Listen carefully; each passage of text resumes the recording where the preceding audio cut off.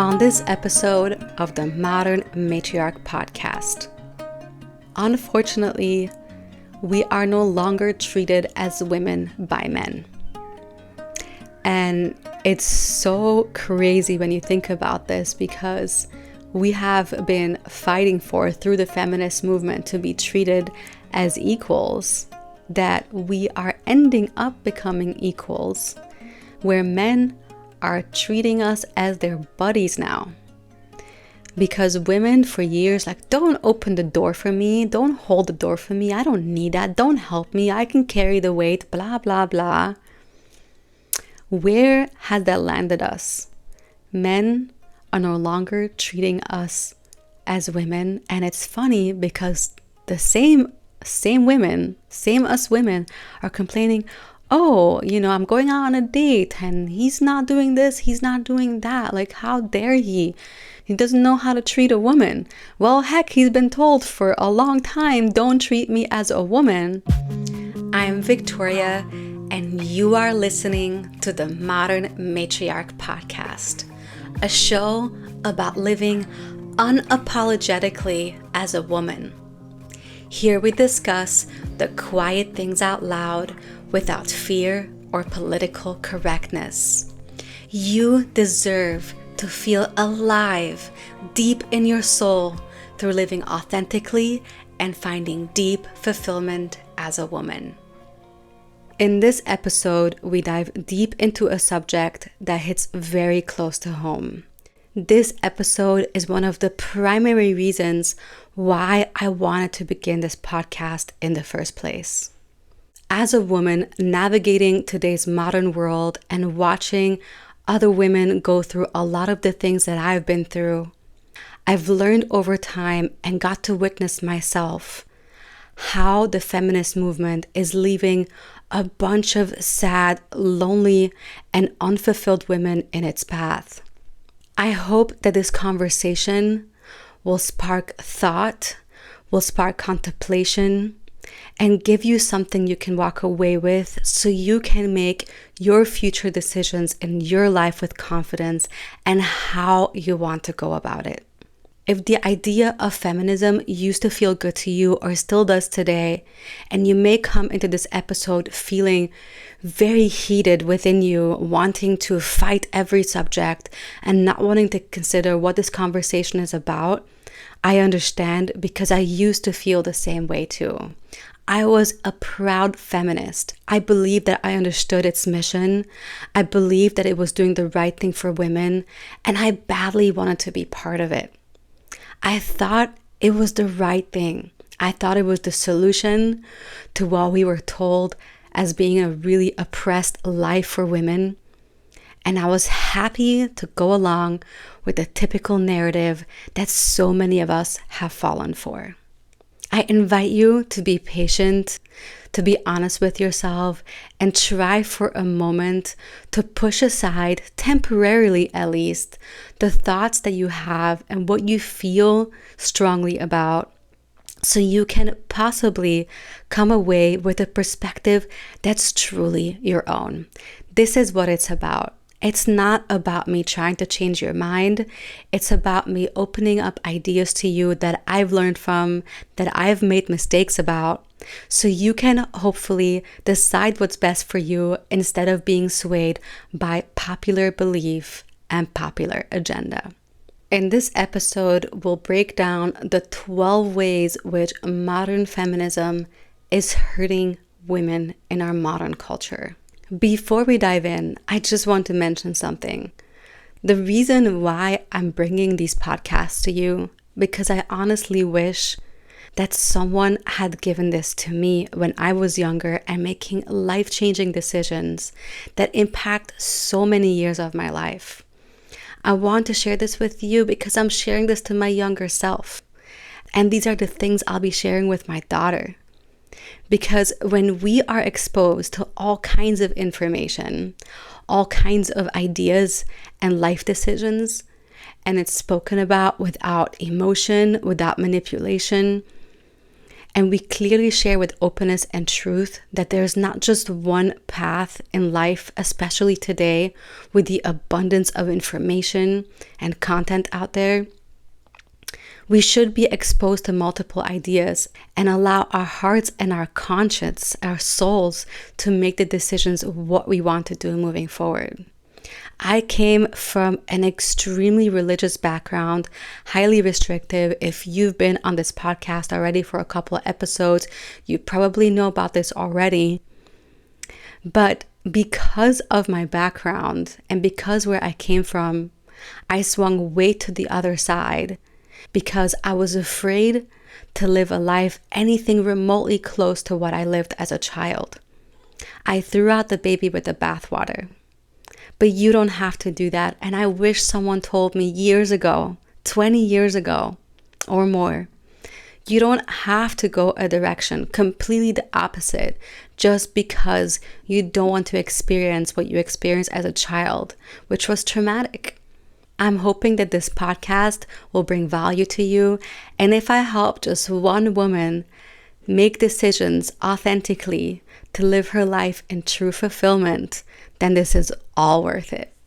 If you are new here, I invite you to go listen to the very first intro episode to this podcast. I'll leave it linked here in the show notes of this episode, but it's about my wake-up call from living a very feminist lifestyle and the reasons why I changed my mind and started pursuing the life of a modern matriarch. I go deep into the years of morphing and changing and evolving all the way till I finally recognized what's going on with my life and why I so deeply wanted to change. I can't wait for you to listen to the episode because everything will unfold so much deeper on this subject and why I started this podcast. In today's episode, we discuss how modern feminism is actively destroying women's lives, and we give a bit of background about the history and how we got here. A number of years ago, I bumped into an incredible black and white, super long, can seem boring documentary called A Century of Self on YouTube. I believe it's still available. It's such an incredible documentary based on our very recent history where it follows how the masses have been manipulated over the years and how so many people can fall for a particular subject. And it's incredible to know a bit of the history, and it allows you to understand these subjects deeper so we can hopefully not make the mistakes again in our life moving forward. That documentary is so profound. I've told all my friends to watch it. Very few have actually followed through, but it's deeply eye-opening. I'll leave it here in the show notes of this episode. It's called A Century of Self, and it's truly mind awakening, soul awakening, so you can see where we are coming from, because when we understand where we are coming from, we make better decisions where we are going. So I want to give you some background and some history that we can all contemplate on, because this is a good segue into the topic of feminism. Not many years ago, around the early 1900s, lived a very well-known, still very known today, psychoanalyst named Edward Bernays. He was known for marketing campaigns, and he authored a book named Propaganda that teaches individuals how to manipulate the masses. Sounds pretty dark, right? Because it actually is. Companies back then, during that time, hired him to create marketing campaigns that would involve the masses and convince the masses to buy a product or to go in a certain direction. I believe it was Lucky Strikes, if I'm not mistaken, the brand called Lucky Strikes that sold cigarettes. I'm not even sure if they do till today. They probably do. I am not a smoker, so I wouldn't know those details. But Lucky Strikes hired Edward Bernays to create a marketing campaign because they realized that back then in 1929, around that time, women didn't smoke cigarettes. So they were missing out on half the market share of smokers. and they wanted to win the other 50% of the market so they can increase their profits. A tobacco company, right? A cigarette company. So who better to hire than Edward Bernays, who knows and figured out a way to manipulate the masses to achieve their wish and their agenda, to increase profits by such a large margin, because only men were smoking predominantly around that time. So we're going to go over some of the strategies that Edward Bernays used in his tactics to convince women to smoke. It's not about forcing anyone. That's what's really scary about psychoanalysis and this kind of marketing, is that it doesn't have to use force. It convinces the person themselves that they want and need this, and this is how they fall for it. And especially if it's combined with the power of doing this on a large scale with a lot of people, it affects the human mind very deeply. So in 1929, Edward Bernays launched a campaign, and he began calling through this campaign cigarettes towards women torches of freedom. He touted in this campaign and convinced women that if they smoke these torches of freedom, it brings them closer and makes them equal to men in their status.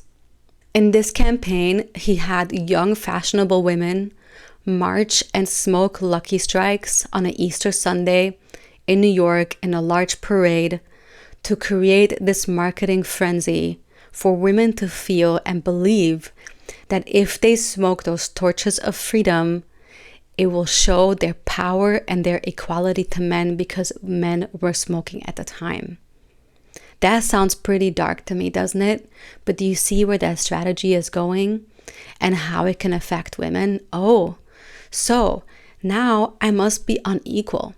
I should be equal, and I should smoke those cigarettes too, because those fashionable young women marching on an Easter Sunday in New York City, and they look great and they smoke cigarettes, so they are equal to men. I want to be that too, right? It uses a backhanded strategy of how women should think about on that subject, because until that point, women weren't smoking for various reasons. But very quickly, a lot of women were convinced that they want to be equal, right? They want to be a powerful woman, so they should smoke cigarettes too.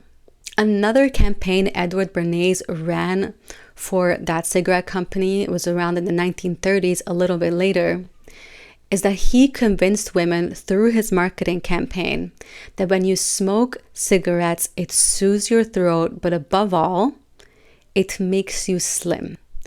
The weight loss craze has been around for a long time, targeting women, because our bodies are meant to change and morph over time in our childbearing years especially. And women become very vulnerable when it comes to the subject of our physique. So what darker and better tactic to use to convince women that they can lose weight than through smoke cigarettes? Unfortunately, Edward Bernays' campaign was highly successful, and cigarette smoking became associated with progressive women and freedom. After Edward Bernays made Lucky Strikes very successful through their campaigns, unfortunately, other cigarette companies started to follow suit and started targeting women to begin smoking, continue smoking, and the rest is unfortunately a dark and very unhealthy history. So ladies, are we the better and the healthier for it? Do we have more freedom because an individual with a very dark agenda sold us torches of freedom many years ago? Has our rights improved because now we have the right to smoke cigarettes over the years? Is that fair to have the masses manipulated to that extent that women would actually believe that smoking cigarettes proves their freedom and makes them move ahead in life? That is so dark, but this is just one of the thousands of ways we women have been made to believe that the equality to men and the ways that has been done is something that we should pursue on that level. Mass manipulation has been used for many years for various reasons. Just like the cigarette marketing campaign, it was supposed to sound good to give women freedom. And because people back then didn't know that cigarette smoking is harmful to our health, heck, doctors were marketing it, right? The same strategies and tactics have been used over the years to make women believe that our agenda is being put forth, the agenda of feminism, because the whole concept has our best interest at heart. Of course, when anyone tells you you're not treated fairly, you should be advancing in this way and in that way, you should have freedom, it resonates really quickly because within us, we want to live free and we want to be free. And yes, we do. And we deserve to be free. But the message of feminism is not pure. The message of feminism comes with a lot on the back end that caused a lot of suffering over the years in our modern life of women, and it continues to do so today. And actually, now more than ever, we are seeing the consequences of the modern feminist movement and what it's done to us as women. So first, we have to understand that we need to remove the emotional attachment in what we think we know and believe that the feminist movement is about helping us. We first have to understand that and be open to hearing the other side before we can actually realize that the feminist movement has done more harm than good towards us women. We can all probably agree to this. Cigarette smoking is not a sign of women empowerment. I think we can all agree to it by now because we all know better than what women knew back in the day when it comes to the subject of health and cigarette smoking, right?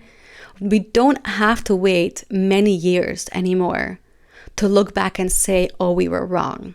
Now we can actually do it ahead of time and look back in our history and say, okay, we have been manipulated before. We've been sold this story before. We've been sold this narrative before.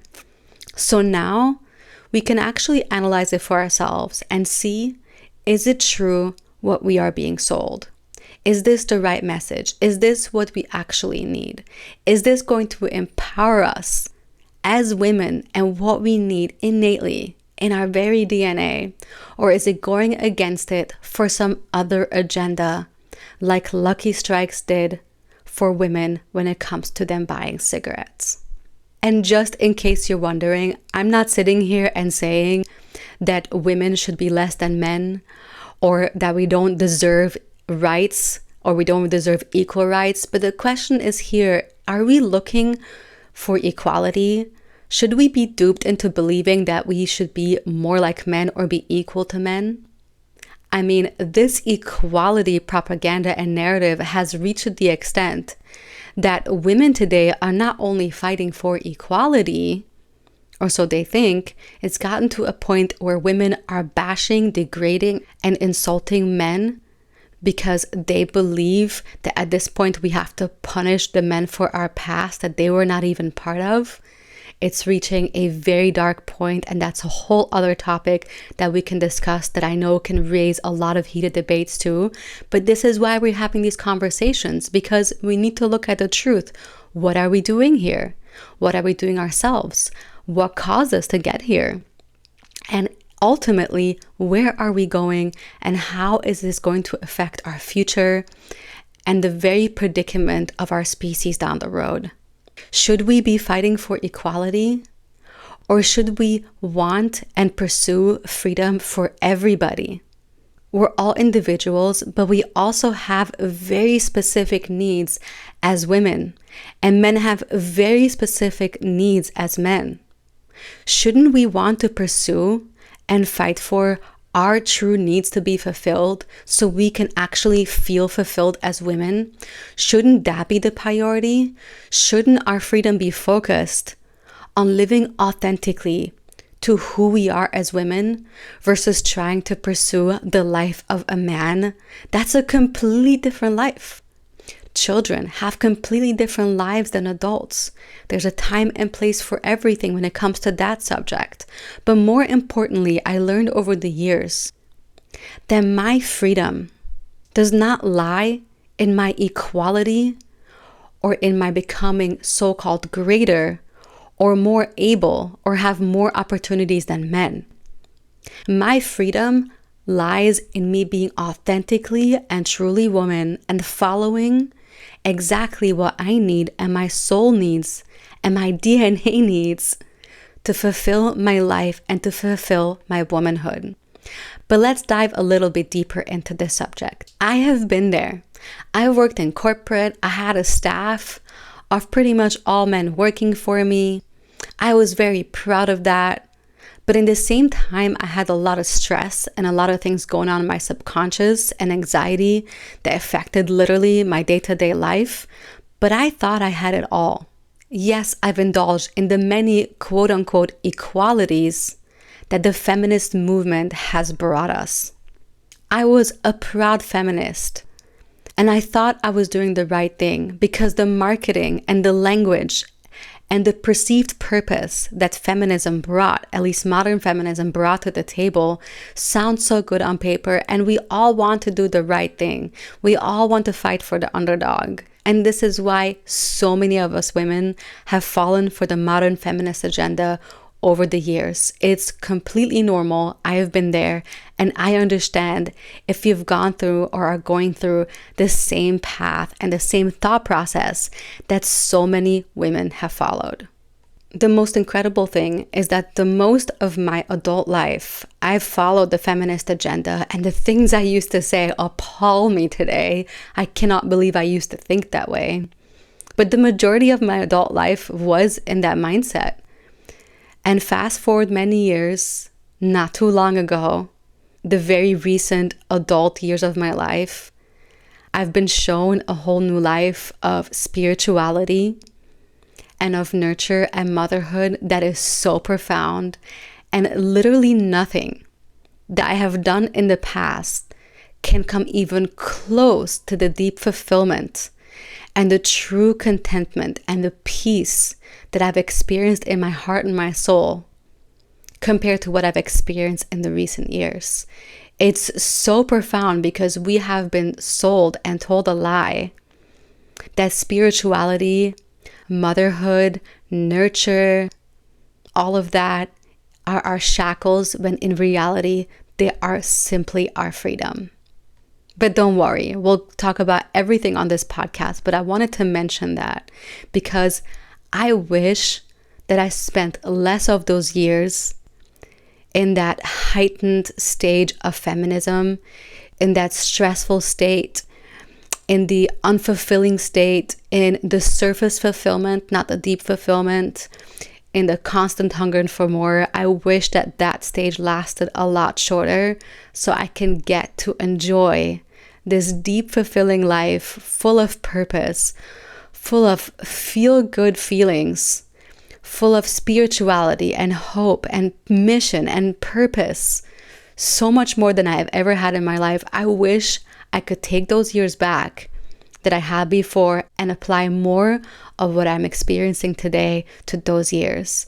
And I'm hoping that this podcast and this episode can inspire you to think about this so you can make a decision that really aligns with your soul, so you can live the life that you want sooner than later. We'll get right back to the show, but first I want to share with you something that has been a game changer in my life: ancestral supplements. I've relied on these amazing, real and whole food supplements throughout my fertility journey, through pregnancy, recovering in postpartum, and now breastfeeding my baby. When all the many common supplements failed me, real, whole food, powerful supplements changed everything for the better. These supplements are pure and wholesome nutrition, real food that supports all of our seasons of life, just like it did for our ancestors. I've quit almost all other supplements with exception to a wholesome organic vitamin C in favor of ancestral powerful supplements. I believe in them with my whole heart, and I can't recommend them enough. You'll find links to my personal favorites in the show notes of this episode, and you can see which ones will support your current season of life. And now, back to the show. Let's actually start picking these apart, those 15 ways which modern feminism is hurting women. Let's talk about the first one, career over family. Women, for a while now, have been sold this story that they can so-called have it all, live a life, have a career, have the freedom to work, and pursue a career and focus on a career, and make that a life priority in equality to men. Men used to be the breadwinners of the household, providing for the family, but the story that we've been told and the image we've been sold of a woman with a career having the freedom to pursue whatever they want. But during those very precious years, those working years, those years are the special years of motherhood, of women to build a nest and have a den just like every species does, the years of fertility. This is when we are at our best to do that. We are giving up. And we have been manipulated to focus on our careers over family. And very often, by the time many of us wake up from it, me included, the biological clock has gone way past ticking. That's when we panic. And many of us are like, oh my God, I cannot continue my life without being a mother. I need this right now. And even if you're not thinking about that yourself right now, I know so many women who are going through that and have been through that. And all you have to do is just join some Facebook groups and fertility groups, and you'll see for yourself how many women, when they reach to the ages 35 and above, are terrified of the biological clock ticking, and they have regrets that they focused on their career instead of starting a family. We've given up so much when it comes to that subject. Men used to be the ones that are breadwinners, that are working, providing for the family. But guess what? You can do some research on this yourself. Companies were missing half the workforce. They wanted a larger workforce. And we've been marketed to, just like with the lucky strikes, that having a career, going to work 9 to 5, not focusing on what we actually want as women, deeply and spiritually, and being told that that is not something we should pursue, it shackles us. Yes, the workforce doubled, but where has it left us? Let's be truthful about this. Let's think about this deeply instead of just saying, oh, I want to have the right to work. No one is telling you shouldn't work. You can do whatever you want. You can walk away from this episode and say, I want to continue what I want to do with my life. You absolutely have the right to do that. But if for a moment and your subconscious is nagging you and you're wondering why these years of career pursuing and these years of being in the workforce is only leaving you empty in your soul, maybe these are the things to think about and consider. Because until we actually fulfill our soul purpose of nurture and what actually makes us thrive, we don't even know what that's like.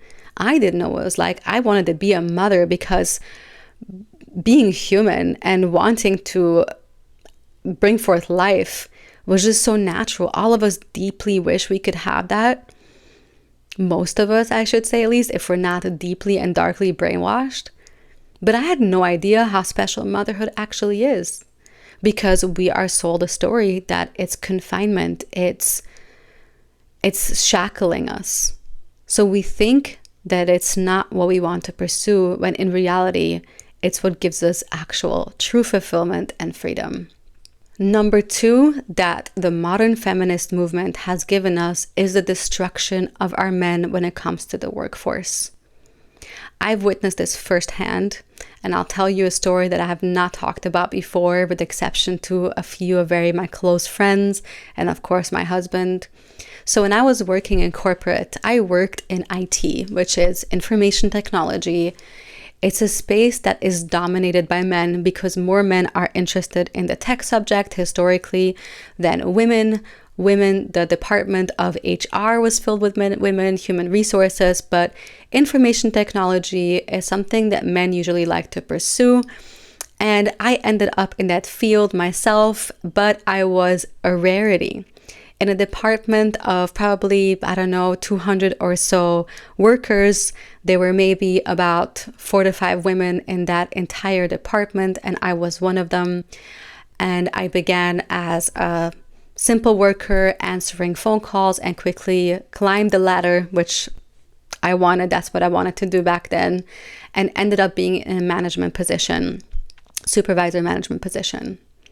One day, my manager calls me to the office because I started asking, we need more staff. We were supporting a larger user base, and we clearly needed more help to be able to provide the proper support. And sure enough, no problem, let's go hire some more support members on the team. And I was happy that we were going to go in that direction. But then comes this very interesting subject. I was told that what I need to do when I get all the resumes in front of me, I'm required to choose all the women from the applicants, and I need to interview them, and I need to make sure that I hire a woman on the team. And I stood there and I was like, okay, why? And the immediate answer, which was terrible, the immediate answer that I got was like, what, are you threatened to have another woman on the team? And I couldn't believe that that's what I heard. That wasn't the reason why I was surprised about that requirement. The reason why I was surprised is because we needed someone that is qualified and able to support the role to help the customers. That was the most important part. Not hiring someone based on their sex, based on them being a woman. It didn't make any sense to me. I know that when I got hired, it was purely based on my skill and my interview and how my interview impacted my manager at the time. And there were a lot of other people that applied, and other men were also hired in the same time. I was good at my job, I showed it in my interview, and I got the job that way. But when I was told to not worry about anything else, just make sure that I only give priority to women and I need to make sure that we hire a woman, something didn't make sense. I didn't know what was going on in the background, but it seemed illogical. And to that point, it wouldn't have mattered to me. If I had female applicants, I would have interviewed them too. If the resume looks good, right? That's the point. It's not like I was looking to hire men. I didn't care. All I wanted was someone good that can do their job, that's trainable, that can provide excellent support, and that's all that mattered. So I started the interviewing process, left completely confused at what's going on, and interviewed candidate after candidate, asked them all the same questions because I just needed someone good on my team, and couldn't find anyone between those women that were actually qualified or knew to answer the basic technical questions to troubleshoot and help our user base. It was mind-blowing to me. I didn't even understand why these women would apply for a job that they don't even know how to do. That is straight embarrassing. It was so difficult for me because I was being teased and told by my management that I just don't want to have another woman on my team and I want to be in charge and be the only woman on my team particularly. But in the same time, I was desperately trying to find a woman that will be able to do the job. And I couldn't. And I was not allowed to interview men for that particular position during that time. So I folded. I didn't have a choice. I ended up picking the next woman because all of them sounded very similar. And I told my management that I know this individual is not going to work out. They're not going to be able to provide the support. And this is wasting precious time and resources to train her when she's not going to be able to perform anyways. And it's not because she's a woman. It's simply because she wasn't qualified and she didn't understand this type of role. She didn't understand what she needed to do. And my management at that point, he's like, well, we have to do it. This is what we need to do. Let's just hire her, bring her on the team, try to train her, yada, yada. Of course, the rest of my staff had no idea what was going on in the background. And we brought on this woman on our team, and they didn't care. It didn't really make a difference. But very quickly, her teammates, my staff, started getting incredibly frustrated because every single support call that she would take, they could hear her talk and not know how to support the users, not knowing how to support our customer base. And her asking the most basic questions that anyone that's in IT would have, those simple background and training to know how to help individuals when they're having a basic problem. She didn't know how to answer them, and she asked questions from the other members. Oh, what do I do here? What do I do now? And then passing on the calls to the other team members, and everyone was frustrated. We're going through more training. Nothing was helping. I walked into my manager's office a couple of weeks later, and I said, honestly, this is becoming ridiculous. The entire team knows that something is not right. I didn't want to do this to begin with. I was forced to, but I'm leaving this to you now. You can make the decision whatever you want. And obviously, at that point, she had to be let go because it was not working. It was not only not providing the help that our team needed, but it was also pulling everyone backwards because we all had to step in and help her where she failed. And the entire team started being put in a bad light that none of us know what we're doing because of calls being passed around and things like that. The interesting thing that when she got hired and I knew the income of every single one of my staff and how much they were making, is that she was hired at a higher salary than the most senior individual on the team. Than the most senior individual, the most recent hire individual. She was hired paying way more money than the guys. Sure, I can't say if it's the case in every role out there and every type of position out there, but I can say that I witnessed it firsthand and I was floored. Nothing made sense. That was probably back in 2010, 2011 or so when that happened. It was mind-blowing to me. Why somebody that's entry level, that hasn't paid any of their dues and they don't even have the experience, they clearly don't know what she was doing, why she was hired at a higher salary than all the guys that I had on my team. So I'm telling you this story not to incite any anger or back and forth. This is just a real life experience that I experienced. I didn't even understand what was going on. Nothing made sense. I was just trying to follow the best that I can, but nothing made sense to me at the time. And yes, we hired some other guys after that, and I didn't discriminate. It's interesting because no female resumes came in for a long time to take this position, because this is a very typical position that a lot of young guys want coming out of school when they go to school for tech. And the team was doing great, but nothing made sense to me at the time. Why are we doing that? So the notion of hiring people or advancing women past men without merit doesn't do us any justice. It's just like, it's people giving women a handout, you know? I don't even know if it's true that women are getting paid less than men, or is it just a story that we're being told so we can feel like victims? But in the same time, setting this aside, what are we doing to our men, right? We are destroying their salaries because, again, it's in this payback mode. Whatever the reason is and whatever the mission is, it's hurting men because we are elevating women on the backs of the men.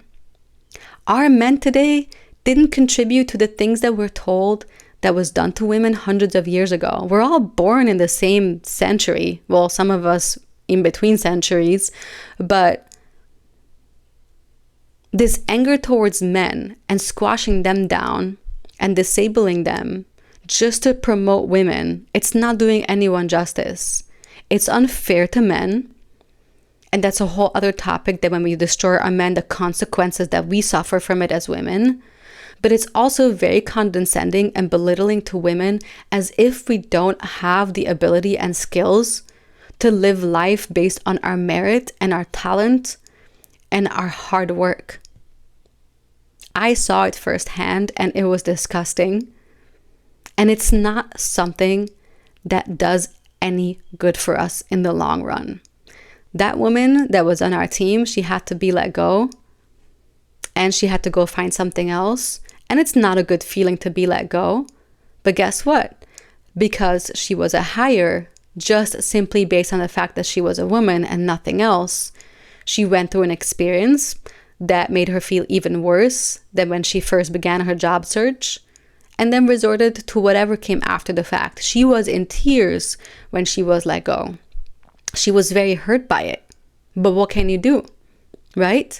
So it's not doing anyone any good at all.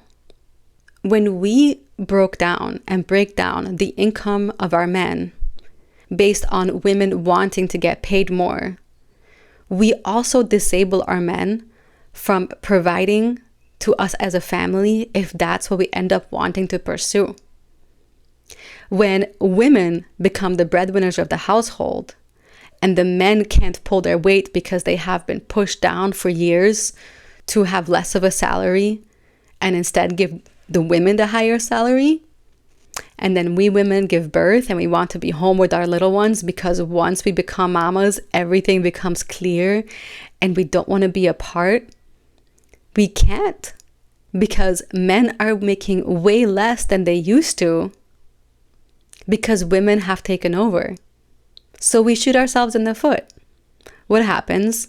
We get very little maternity leave, very little leave. I've experienced it firsthand. One of the women that I was very close with in the IT department, a manager herself, who became a mama, blew her heart wide open. She had no idea how much she would love her babies and how all she wanted to do was be home, and how much she cried behind closed doors that that's all she wants is to be home. But she couldn't, because her management salary was required for her household to support them.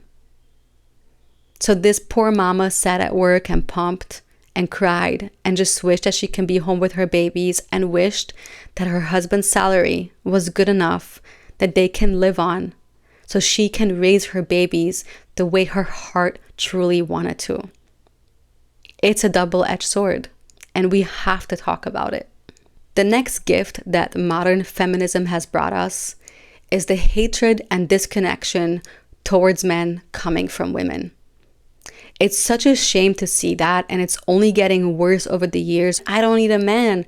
I mean, you can hear it in pop music. It's been ingrained. We've been brainwashed to believe that we don't need men, and the hate towards men is growing every single day. To talk about the reason for the hate, we can dissect that in a different podcast, but that's not the point here. We are humanity, and there are men and women. We are almost 50-50 around the world in our species of men and women. When we live a life with hatred towards 50% of our species, how does that affect us as individuals? There's no harmony. We can't come together anymore. We can't build together, create together, be civil to each other. The things that are talked today online about men is disgusting. Young women are proudly laughing and having abortions if they conceive a baby boy. The hate towards men means we hate our fathers for no reason. The hate towards men, hating our ancestors, our grandparents, hating our sons, our husbands. We can't say we hate men and pretend to love our husbands in the same time. We can't say that we hate men and pretend to love and appreciate our fathers. That's a slap in the face to every wonderful male human being on earth when we apply a blanket statement and hate towards them and living in disharmony with them, when in all reality, we should focus on the individual, their character, who we get along with and who we want to have in our life. When we choose to live with such hate that we don't even understand why, it's just because we've been brainwashed and told so, because a few individuals, men and yes, women, are doing terrible things to other living beings and to other human beings, it creates hate and disharmony in our hearts. And that is not how we live a peaceful and fulfilled and happy life.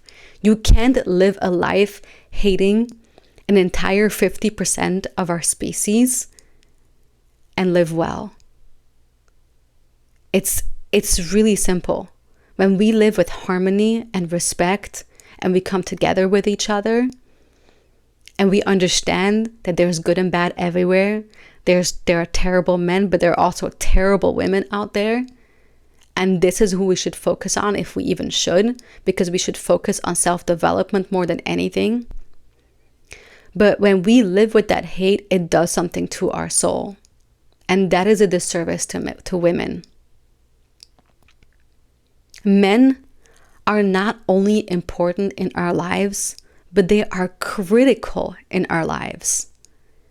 I'm not going to break down here on this episode all the ways which we truly need men, and we've been blinded to believe that we don't. But by hating them, we can't even see it. We are different. It's not about being less. We are different. They are different. But we all need each other. Just like in the wild, in nature, you see both sexes, men and women, living their life as nature has evolved for thousands of years and living in harmony, because that guarantees the survival of their species and living calm and well for their entire life. We are no different. We need each other, men and women.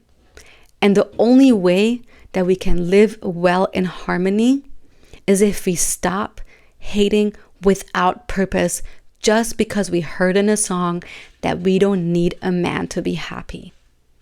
Look at your playlist. Look at the music you've been listening to. Women empowerment. We don't need men. I don't need a man to be happy. Blah, blah, blah. We don't even know why we think that way. It's long-term brainwashing. It's so easy to fall for it.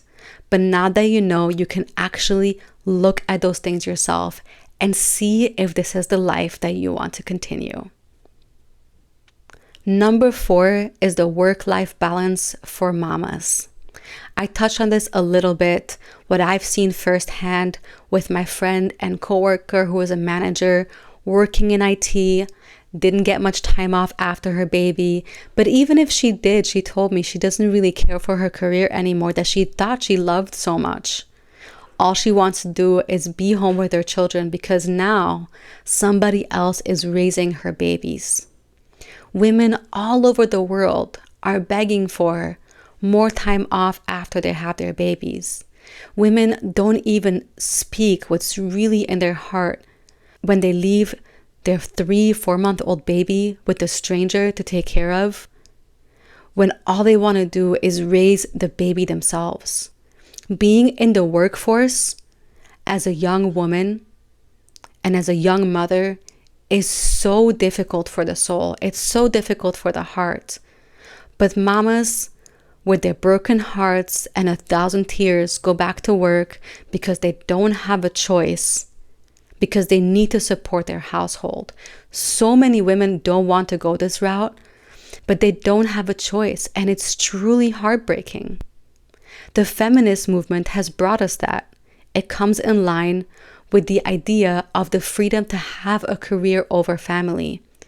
So the few of us, which now is becoming more of us, who are finally realizing, hey, this career is not fulfilling me fully. I don't understand what's wrong. I think I really want to have children. I want to have a family. And they pursue that. They hit another big bump in the road thanks to modern feminism, because now even now they've become a mother and they've had a baby and they get glimpses and feelings of motherhood. They get to experience that right after birth, only to be cut short, to be sent back to work, because now so many women don't have a choice, because desperately, in order to have a family, very often it requires both mother and father to be at work and leaving the babies in the hands of a stranger. The fifth gift we've been given by modern feminism is the inability to exercise true nurture that so many of us women absolutely need in order to feel fulfilled. It's natural for us. This is how we were born. It's in our very DNA. If women weren't raised with the love for children and the need to nurture, we wouldn't be here. Our species has been around for thousands of years, and the very reason we're here is because of mothers. Mothers have been nurturing their young, raising them under their loving care, and without them, none of us would be here. So when we are shifted to join the workforce or pursue a career, and when we are told that being a mother will shackle us, and therefore we self-deny the ability to nurture and care for our young, it robs us from the ability to know what really brings peace in our hearts. So many women think they don't want to have children and they don't want to have a family because they've been sold this lie that it's going to debilitate them and it's going to remove them and shackle them, leave them at home, barefoot and pregnant, you know all the words, old ball and chain, whatever it is. We've been made to believe that we don't even want it. But the crazy thing, the moment we have it, we realize, what else did I live for? So very often, women need to fill that void of nurture. It gets filled temporarily with becoming a pet owner or caring for some kind of a cause for a little bit, and then to the next one and the next one. Not every woman on earth is able to have a family, and that is truly heartbreaking. Some of us come with fertility challenges, very few. But the ones who are able to have children and they're in the right supportive environment, which is a whole other topic in our modern culture today, those women feel like life is finally complete. And I can tell you I'm one of them. I am a deep nurturer. I've always cared, and I placed my nurture in so many different avenues because I deeply needed to nurture.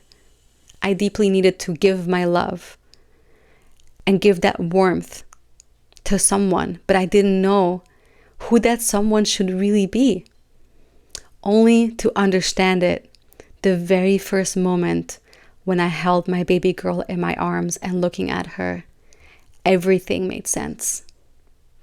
Another gift that modern feminism has given us through the career and through that whole story is that unfortunately we give away our babies at such a tender age to be raised by strangers. Honestly, my little girl is 6 months and I cannot imagine being away from her for more than a couple of hours if I have to, because I have to go do something without her. And even when I'm away, my husband is taking care of her. She is under our care all the time. I cannot imagine giving her away at such a young age just to go back to the workforce. And I completely understand, and this is so sad, and this can so hurt for a mother that's going through that right now, because that's the gift of feminism. That is what it's given us. But we have to acknowledge it, why it's happening. This is why I'm talking about it, because so many women are suffering from this. So many mamas want to be home with their babies, and now childcare is raising those babies. Now kindergarten and public schools are raising our young, and our relationship and our deep bond doesn't even have a chance to build, doesn't even have a chance to deeply connect in those tender years when every living being needs its mother, that's when we're not with them. And it's so sad. It's heartbreaking for the children, but it's so heartbreaking for the mother to have to give away her baby just to go back to the workforce. It's truly tragic. The mother and her heart, the heart of a mother, really wants to be with her baby and wants to be around for every milestone, every little thing that the baby needs care of. Babies go through fever, teething, you name it. Babies need their mothers. That's also the time when we have the ability to give this amazing gift of breastfeeding to our babies. But so many mamas instead sit there and pump at work. But pumping is not the same, because when you pump, you don't have the hormonal exchange that produces more milk. So many of you already know that. Some may not. But that's a lot of the reasons why milk dries up, because mama is not there to actively nurse her baby, and it's an absolute tragedy. It hurts so much because now I understand what it means to be able to nurse my baby every single day, whenever I want to and whenever she wants it. That is the point of motherhood. That is the point of life. Breastfeeding and being with my baby is such a gift. It's such a treasure. It's such an honor. It just puts me in, it's so hard to explain, but it puts me in a state of complete ease and comfort and fulfillment. And I just can't believe how many millions of women are being robbed from this experience because we've created this false narrative of freedom, that a woman can have a career and that's where her focus should be.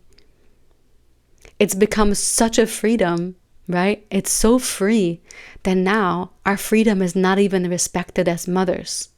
It's so free that we can have a job and work in corporate or anywhere else, that freedom has robbed us from the need and enjoyment of being able to be with our babies. It is truly heartbreaking. And only a mother that's experiencing that, or a mother that understands what it means to be with her baby, will understand what that feels like. If you've not been in this position yet, you won't understand what it means to have our baby torn away to be raised by strangers. And we numb ourselves because we think that's just the norm.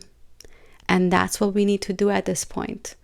Our freedom, our so-called freedom of the workforce, eventually ends up trapping us and actually enslaving us to it. Another gift that modern feminism has given us is over-sexualizing women. We have been sold a story of, oh, you shouldn't have to dress modest. You should be able to show all your bits and everything hanging out when you wear your clothes or lack thereof.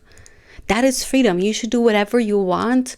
And men should keep their hands in their pocket, or whatever statements that have been made out there to sell women a story that being a slut, frankly, is freedom. Dress the way you want, do whatever you want.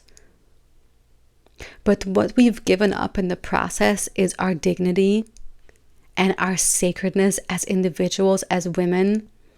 We've lost our self-respect. We are giving it away, one-night stands, everything, without anyone having to work for it. We're showing it all without anyone having to imagine it and wish for it and work for it. Am I saying that women should be dressed in a burqa and forced to wear certain clothes to appease an old-fashioned religion? This is not the point here. No, that's not what I'm talking about. But what happened to classy sensuality, classy, elegant women that have self-respect, that know that their bodies are divine and sacred and beautiful and miracles? What happened to teaching our daughters that? What happened to teaching our young men that? We'll get right back to the show. But first, I want to share something amazing for your health and well-being. If you're committed to deeply nourishing your body with the absolute best, let me introduce you to Riverbend Ranch. They provide high-quality beef that is essential for optimal health and fertility for both men and women.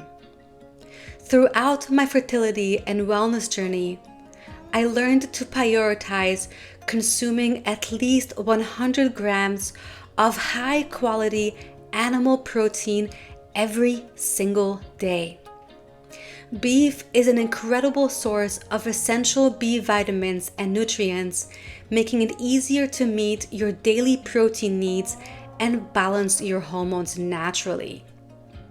We now know through ancient wisdom how critical red meat is for our health. What I love about Riverbend Ranch is that their meat box gets delivered right to your door. Optimal quality beef raised here in the mountains of the Northwest on pasture. It's not just high quality, it's truly affordable. Plus, they have amazing offers for new members who are joining this month. By choosing beef from a trusted source like Riverbend Ranch, you're steering clear of the hormones and antibiotics often found in store-bought options. Investing in Riverbend Ranch beef means you're prioritizing your health without breaking the bank, ensuring you have access to sustainable, nourishing food for you and your family. Follow the link in the show notes to explore their incredible selection and experience the difference for yourself. Trust me, your taste buds and your body will thank you. And now, back to the show. It's so interesting because I've had a number of conversations with men about this, including my husband, and every single one of them, a good man, a normal man that's not been manipulated by the masses and even others, but every single one of them told me that sure, the naked slut that's walking down the street, hardly wearing any clothes, you can see it all, and she feels so proud of herself and she has freedom. They turn their eye, they grab their attention. And yes, they are easy, but ultimately, the ones that not necessarily are modest, that's not the point here, that's not the word, but the ones that are elegant, classy, sensual, have dignity and self-respect, they are the ones that they're really after. It's a natural knowing in the male mind that these women are worthy of lifelong commitment. So, by giving ourselves the quote-unquote freedom through the feminist movement to dress in any way we want, we've actually self-sabotaged, because in return, we're getting lower quality, uncommitted relationships, which leaves us only lonely. And the farther we get in our life, the older we get, very often we end up realizing the loss that we're actually experiencing through it. And I'm speaking from a point where I was largely trapped in it.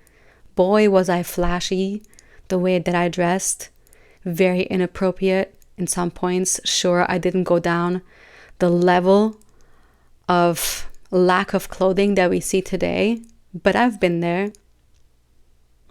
But years later, slowly, I started realizing, what am I doing? What am I doing here? Who am I attracting? Who am I not attracting because of that? There's something so special and sacred about mystery and about self-dignity and being able to respect ourselves and setting the example for the next generation to do the same. It's so special. And that's when we get the commitment, because we are taken more seriously. It's a whole topic on its own. And yes, we absolutely can and should do whatever we want, to have our freedom. But what is that freedom bringing us? I have all the freedom. A lot of women like me have all the freedom to dress in any way we want. Heck, some women are out in protests and completely naked these days, right? Because we so badly want to be whatever we want, and nobody has the right to, look at us a certain way or say certain things. I can do the same thing, but I choose otherwise. When we send a message that we have no self-respect and no dignity, we attract the wrong individuals that will say the wrong thing and will come after you, because unfortunately our society is even raising our men the wrong way. Not all of them, but by dressing a certain way, we're attracting and signaling to those ones who see us and realize that we don't respect ourselves. Why should they? It's that simple. It's not that all men are behaving this way. It's rather that by the lack of dignity and the self-respect that we can have as women is attracting the ones that don't have respect for us. It's something to think about so deeply.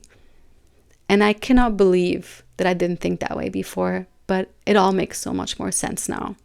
Now as a mama, I'm definitely going to raise my baby girl for her to understand that her body's beautiful and sacred and she's beautiful. But I'm also going to teach her that she is precious and her body is precious, and she should have dignity and self-respect, and understand that by the way she dresses, she sends a message of what she wants in her life and who she wants to have in her life. It's not about women needing to be modest or not being allowed to dress a certain way. We have to get away from that narrative. We have to think that everything is all about, our freedom, because we didn't have the right to do something many years ago, that this is what it's about today, because it's not anymore. We can and absolutely do whatever we want. And that's the beauty, because now we can actually make our conscious choices and decisions, how we want to live our life and what we want to achieve. And the beauty of self-dignity and elegance and classiness and sensuality and being truly feminine is so powerful. And by portraying it on the outside, we attract the right person that's aligned with how we want to actually be treated. It's so beautiful. And the next gift that modern feminism gave us is the horrific and catty competition between women. Sure, I'm not saying that it's all because of that, but the competition from women in the workforce especially, and because women are no longer bonding over their families and their babies and their life together with each other, the relationships between women have become so unhealthy and so unnatural that it's robbing us from those deep sisterhood connections that we can actually have with women. And many women won't even understand what I'm talking about, because if you told me this same thing I just talked about a couple of years ago, I wouldn't even understand what I'm saying right now, because I didn't understand the power of sisterhood and what that actually means. To me, if someone told me the word sisterhood back in the day, I would probably think of this old-fashioned women stuck in the house, more of like a very traditional religious lifestyle, very boring, right? It's like an automatic assumption because of the culture that we live in today. And I've had my share of very difficult relationships with women who are not in their feminine mindset. They are very competitive, they're aggressive, they're not kind. They have been raised to believe that their roughness is what makes them who they are, and how they can compete with you and be better than you and tell you what to do is what makes them who they are.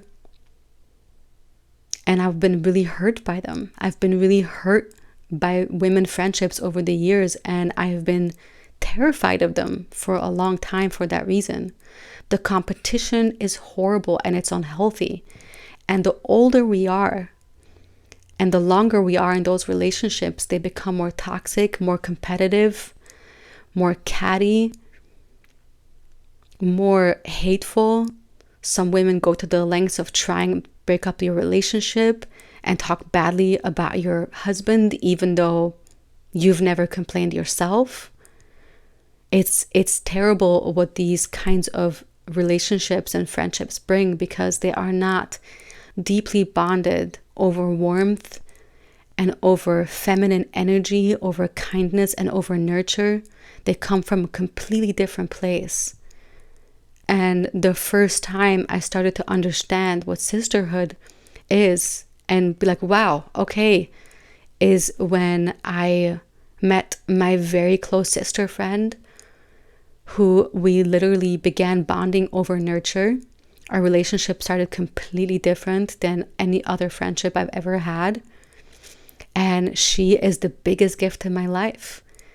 It's sisterhood, a healthy relationship between women based on nurture and bonding with warmth, away from the competitive career and workplace and competition and I can be better than you kind of thing. When it comes from a place of nurture, it's so special. This is a relationship that you can't compare it, but it's different. But it's amazing and equally as important as the relationship I have with my husband, the relationship I have with my baby girl. It's not about giving them one more value than the other. It's more about talking about the necessity of them, of all of them in our life. These are such important and sacred relationships. And the feminist movement has made it so much about the woman as an individual and in an unhealthy way competing and being against other women, that it robs us from the potential of true sisterhood that is truly a gift. And there's nothing more that's bonded me with another woman than the topic of nurture, and both of us going through pregnancy and becoming first-time mamas and loving our husbands and discussing these things, and our friendship and our sisterhood being nothing but that.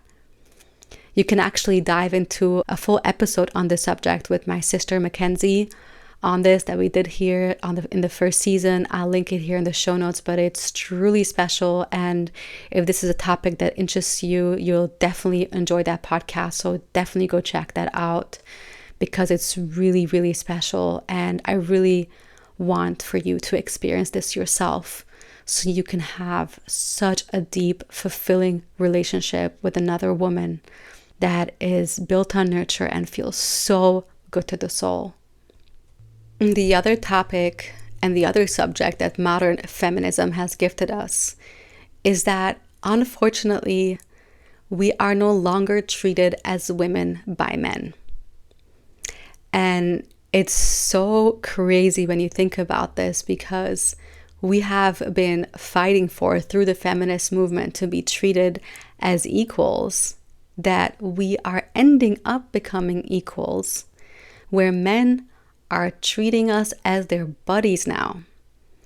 Because women for years, like, don't open the door for me, don't hold the door for me, I don't need that, don't help me, I can carry the weight, blah, blah, blah. Where has that landed us?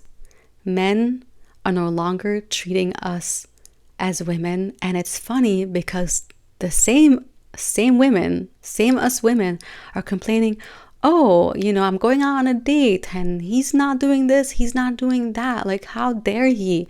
He doesn't know how to treat a woman. Well, heck, he's been told for a long time, don't treat me as a woman. And now he's no longer being raised to treat women as women because they don't want to be treated as women. How can we expect them to treat us with the respect and dignity? And yes, chivalry as women. What do we want? Do we want it or do we not want it? Right? What does it mean to be a man? Be the provider. That's in their nature. So now we want to be providers too. Look where it's gotten us, right? So Why don't you provide and pay for every date and make him feel like he's not worth it of anything? He's not bringing anything special to the table. Don't let him hold the door. Don't let him bring you flowers. Just have him treat you as a buddy. That's what we get. But it's funny because with that behavior, we don't even realize that we end up complaining that there are no good men out there. I have to laugh so hard when I'm on social media these days and bump into these videos because they cannot stop bombarding your feeds with all different kinds of videos. And some of them are funny and some of them are just makes my eyes roll. But I've seen plenty of those where women they see a husband with a baby and his wife, and they're together, and the husband is so sweet to the wife and so sweet to the baby, and they have a great relationship. And who knows, it's social media, but let's talk about the idea. And then I open the comments and it's like, oh my God, how did you find them? You don't find men like that today. Well, of course you don't find men like that today because we have disabled them from being men by choice. Not by choice literally, but through manipulation. I remember when I was younger, oh, I'll pay for dinner on our date, or don't hold the door for me. I don't need that. My birthday doesn't matter. We can just do nothing. All of that. I remember I fell into that trap too. And then we end up paying the price because we are teaching our men not to be the men that we actually want them to be. It's ridiculous. It's ridiculous. We are literally laying in the bed that we've made ourselves. Another gift that modern feminism brought us is the emphasis and illusion of victimhood. Let me explain what that means. I'll give you an example. Maybe it'll be easier to understand. So in the religion that I was raised in, which was more like a cult, it was extremely religious. In that sect of the religion, we were raised to believe from early on in our lives, from a very young age, and it's been repeated over the years, that anyone that's not in the religion hates us and is seeking to harm us. That was what was touted repeatedly. The first time I heard it, I kind of remember it. I was really little. And I was like, well, okay, if somebody hates you, you have to be mindful of that and they want to harm you. But then as you hear that lie repeatedly and repeatedly and over again, without any backing that is actually true, simply hearing that over and over again makes you believe it. It makes you believe that, and it does, absolutely, that the whole world hates you. I felt the whole world, besides that extremely religious sect and that cult, hates me and will easily harm me for absolutely no reason. That's manipulation repeatedly that happens, that any of us can fall trapped to. So when we as women are constantly told we are less and we need to fight for our rights and fight for our rights and fight for equality because we are less and the patriarchy is to blame and men are hurting us and men are such and such, over and over again through so many mediums, through music, through TV shows. I mean, you may not notice it right now because you've not been paying attention, but then once you do, and you start really paying close attention to music, to popular culture, to movies, to TV shows. I was just watching Emily in Paris and I was mind blown how it's all over there too.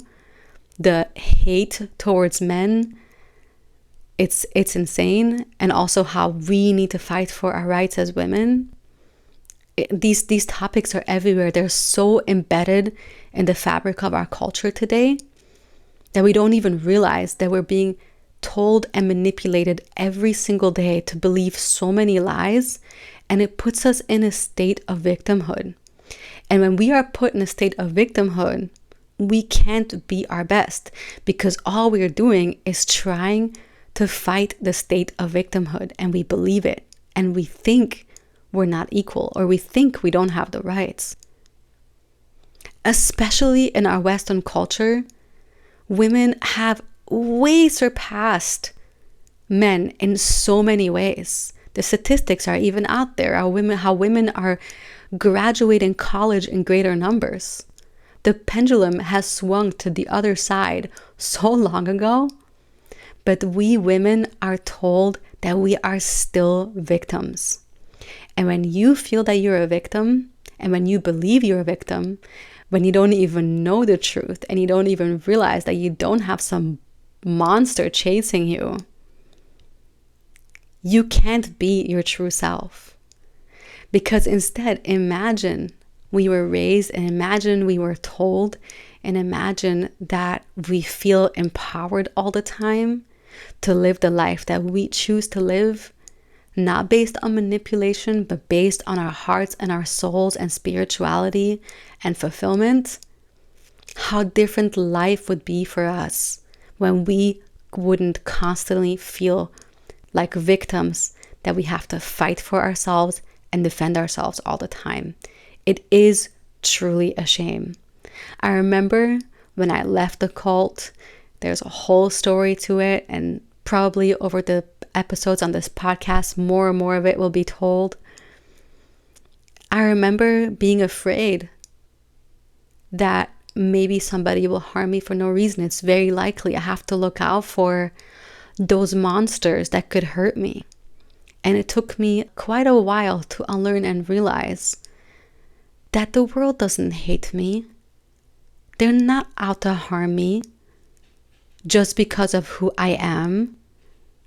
I am safe, I'm okay. And actually, the ones who were telling me that the rest of the world would hurt me and hate me are the ones themselves that were abusing me.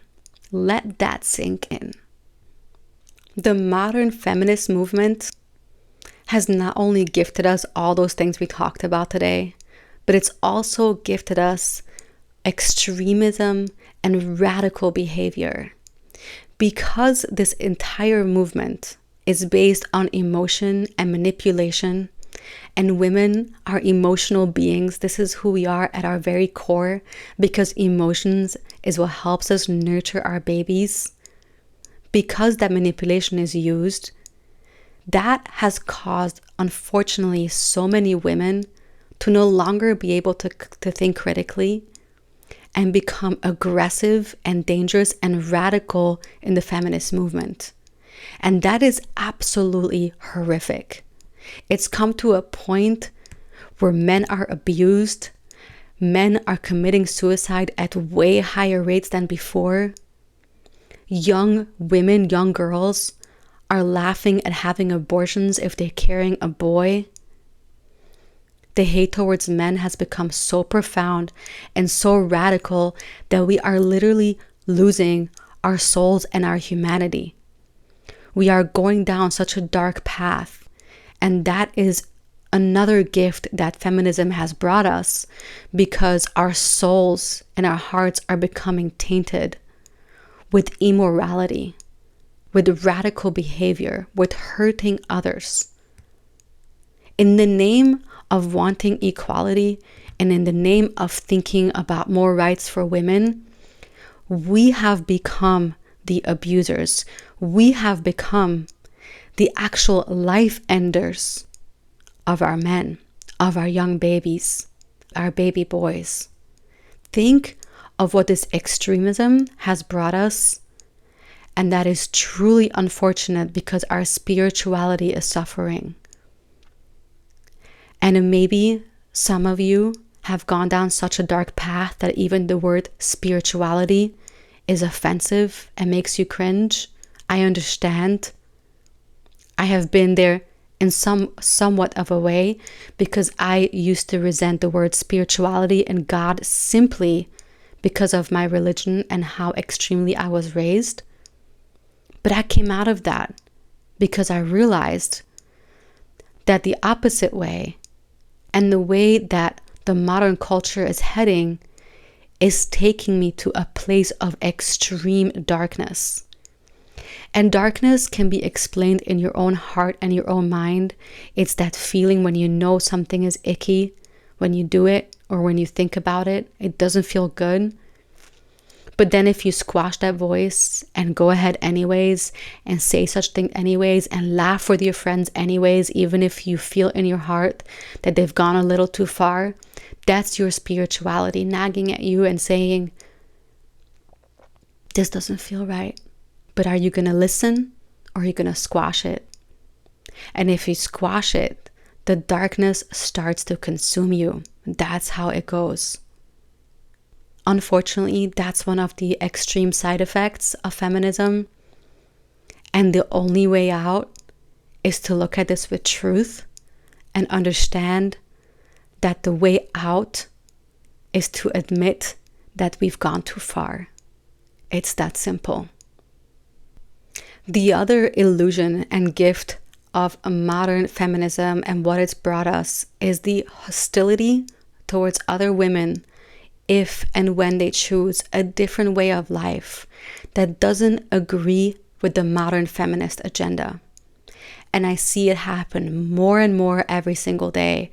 And it's so sad because social media is exposing all of it. It's good and it's sad in the same time. But social media and people's nasty comments and the way they just express themselves without thinking twice is showing the true colors of our humanity and of the modern women today affected by the disease of feminism. One very clear example, you may or you may not have heard about Ballerina Farm. She has a large following on Instagram, and she chose to go the path of living in the concept of more, people call it today a trad wife, a traditional wife. She chose to marry her husband and have a large family with children, and they have a farm, and she shares her life and what she's doing with the world. Whether her life is perfect or if their marriage is perfect, which I don't think anyone's life is perfect and no one's relationship is perfect. A lot of it is pretend out there because social media, it is what that is. But that's not the point here. But her and her husband are scrutinized by modern feminists over her choice, her personal choice to live a traditional lifestyle as a wife and mother, and are attacking her and her husband over it, is absolutely disgusting. The words that are coming out of other women's mouth because they see another woman choosing to live a traditional life, they think they can pass judgment on her choices and telling her to leave her husband and her children to go so-called make herself happy. They literally want to end the life of her husband. They hate him so much because he's such a patriarch, or whatever words that they use. It's so unfortunate because isn't the point of what feminism sold us women, that we should have the rights and the freedom to live as we want? Shouldn't that be, in the end, the message of feminism? If this were true, if this was about women's rights, that women should get to choose the life that they live. So the many women and the uprising of the trad wife, the traditional wife, that movement is happening. Why are so many feminists up in arms wanting to cancel that?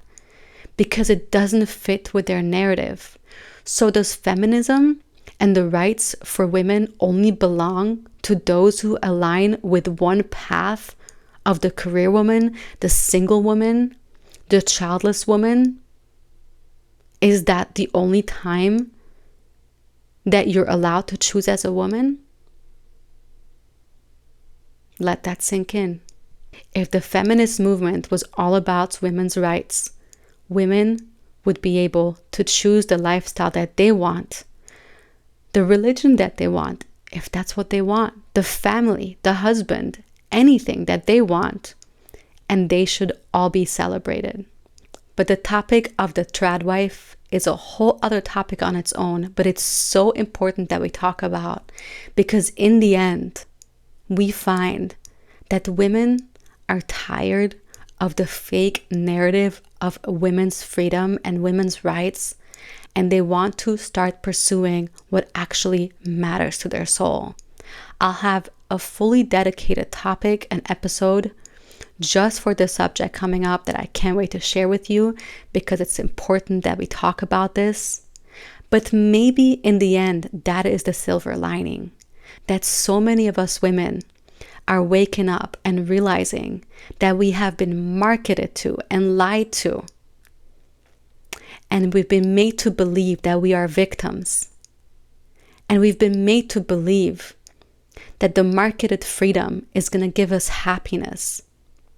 Now we understand that it's been a lie. We understand that we need to seek and look deeper to feel freedom, what it means to live free, to make the choices that align with our hearts and souls, because that's how we women live truly fulfilled.